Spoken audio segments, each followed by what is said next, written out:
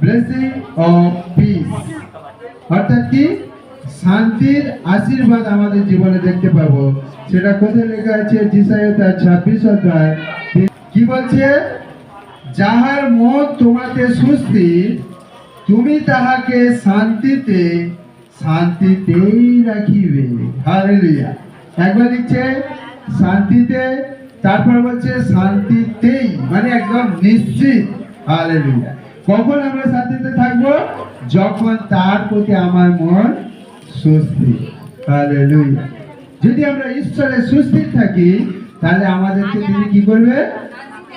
শান্তিতে শান্তিতে, মানে একদম কনফিডেন্স নিশ্চয়তার জন্য ঈশ্বরের বাক্য এটাই লিখছে, কেননা তোমাতেই তাহার নির্ভরতা। Hallelujah, hallelujah.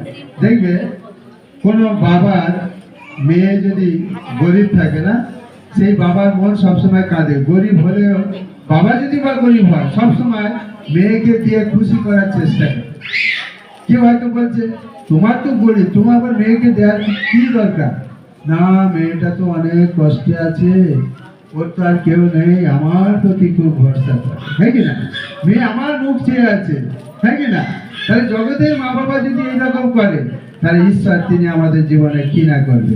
তাহলে ব্লেসিং ফর পিস, আমাদের শান্তির আশীর্বাদ ঈশ্বর থেকে তিনি আমরা পেতে পারি।